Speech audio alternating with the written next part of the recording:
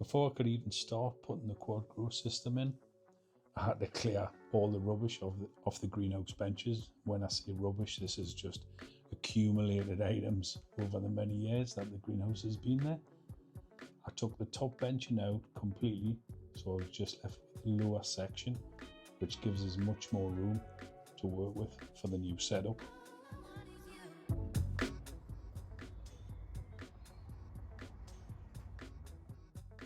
Once the space was cleared, I could start laying the QuadGrow units out on the lower shelving and getting the reservoirs connected up. I added the stop valves tubing to the water pump and the connectors so you could join two QuadGrows together. I just wanted to get the basic system in place before moving on to the full setup.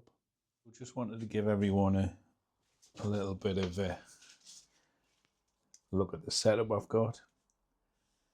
So obviously I'm going to have 5 QuadGrows on this side of the greenhouse, and then there'll be another 5 on the other side. Obviously I'll take the top off like I have on this side of the staging. I'm going to have me QuadGrows automatically fed as well, so I'm connecting them up to my solar powered drip feeder. It's got a pump, and that will ensure that they're at all times fully filled up. So I'm going to start setting that up, and then I'll give you a look when I activate the water. Okay. Before turning the water on, I just wanted to give the pipes and the tubing one last little check over.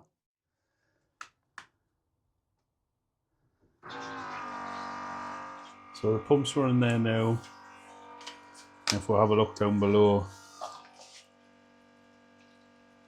there, filling up automatically. Let's have a look on the other side. Yeah. Yeah. And like if I look here, so this obviously is stop valve, and then there's a filter here which connects to the second tank.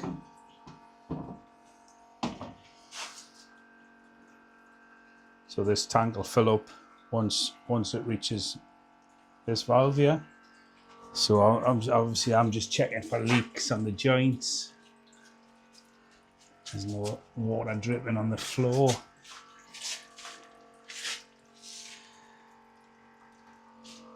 Yeah, so that's successful. So obviously that's going to take a while to fill up, so I'll bring you back when that's done. 10 QuadGrows on that side. And then once I clear that, I'll get 2 there. And then once all my seedlings have done and ready to go out, I'll get another 2 QuadGrows in there. So yeah, as you can hear, sorry for the noise of the pump, but it's going to take a while for that to fill up.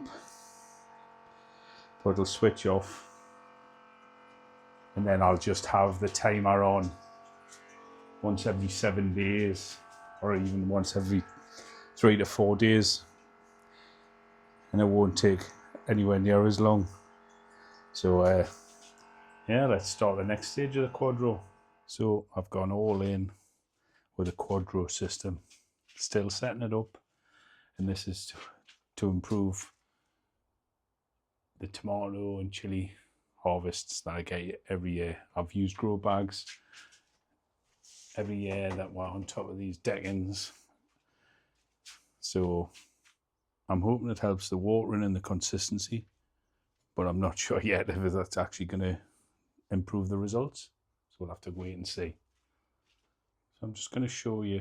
So obviously you've got the main reservoir of the QuadGrow, which obviously comes with a lid. But before we put that on, because I've got a drip irrigation system which I've connected my QuadGrows to, I purchased these so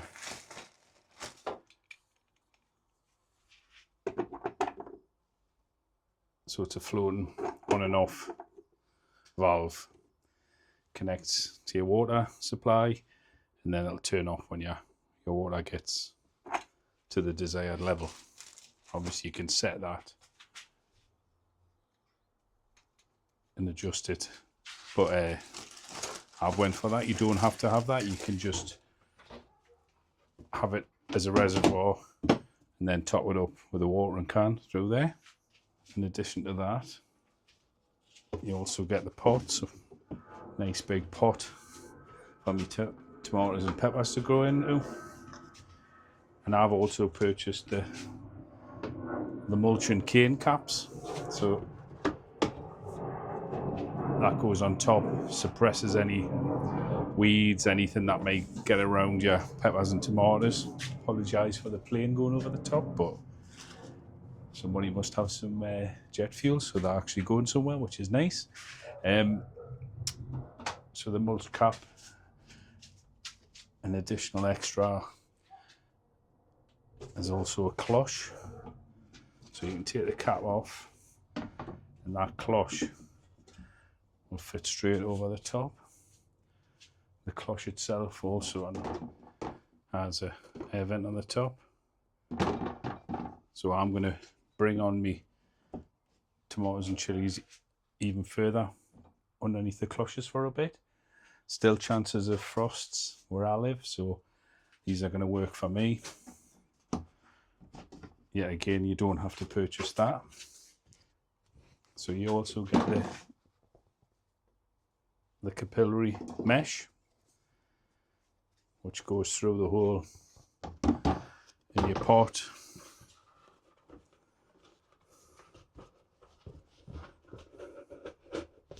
Get it to a level where it's touching the bottom, and then you can see there, this bit here should just be below.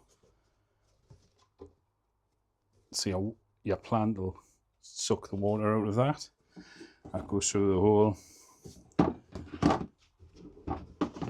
And obviously I'm just giving you a mock-up of what it's like because I haven't set this up yet. And also as part of the actual QuadGrow system, the one I've purchased, you can connect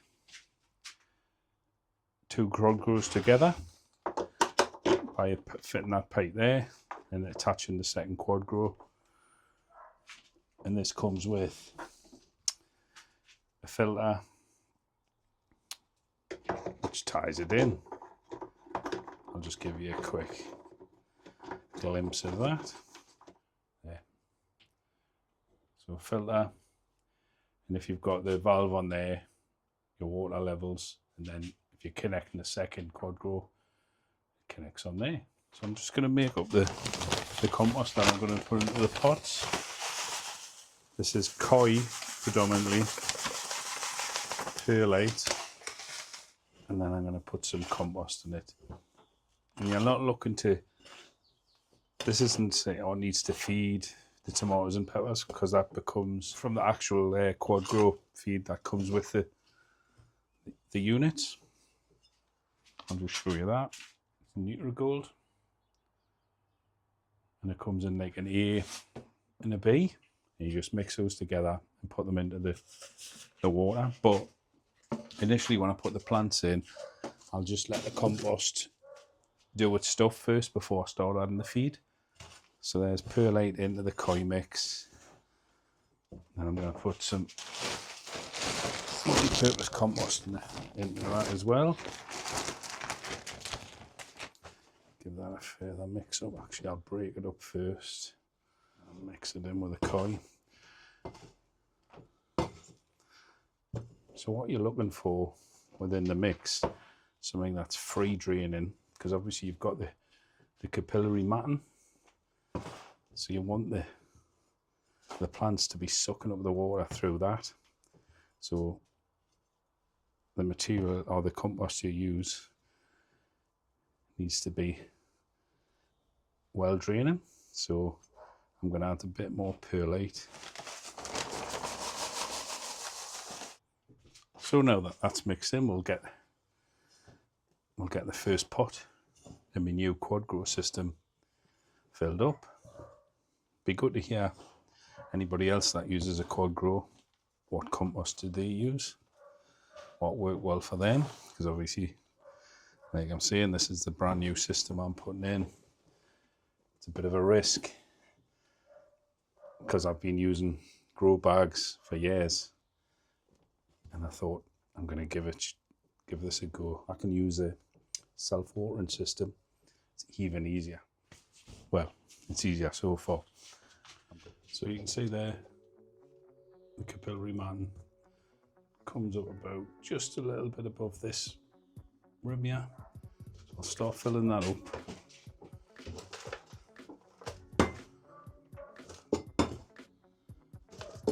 Making sure you keep that matting in the middle.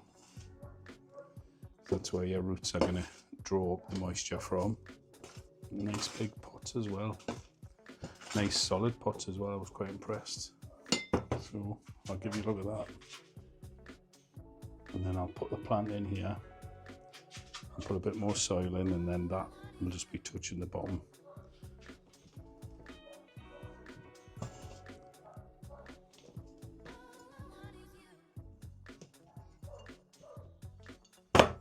So I'm going to put candy cane in. This is my first one.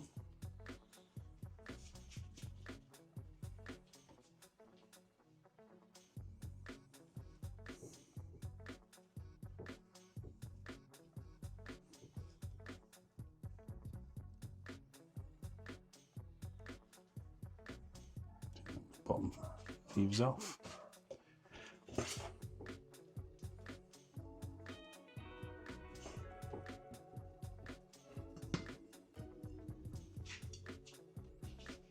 Just push that down. So this is the bit I'm still unsure about. Will it overwater? Will it make things better? Or have I changed everything for nothing? Who knows? But I always like a good experiment, so why not do a massive one with a big risk, eh? So like I said, I'm going to bring on my potters a bit further under these cloches. Still got the risk of frost where I live, so you can see the bottom, you can see the capillary mat. I'm going to place it in. So get your pot, get your matting, push your matting in, all the way in, and that's it. So like I said, as additional extra with the QuadGrow kit, I bought the cloches. So I'm going to bring me chilies on a bit more under the cloche. Still got a risk of frost. Yes, I'm inside a greenhouse, but I'm in the northeast of England, so frosters can still happen till mid-May. So I'm going to put the rest of the candy canes in. Apologise for the noise, but got the last two QuadGrows filling up. They're connected to the rest of the QuadGrows, so I can now get on with growing. I'm done with building for the time being. So as you can see, I've gone all in with the QuadGrow for my tomatoes and peppers this year. I'm hoping it helps with the watering and consistency, but hey, I'm not sure yet if it'll actually improve the results. So everything's fed from my solar powered pump here, connected, goes all the way down the back, both sides, and then there's connections to each of the QuadGrows. Then it also goes behind the back of the chair and connects to these two, or the last two I've got. And then I've changed the setup of my greenhouse. I've now got like a potting station there. I'll put a picture in up here so you can see what the greenhouse was like if this is the first video that you've seen. But pretty happy with the setup.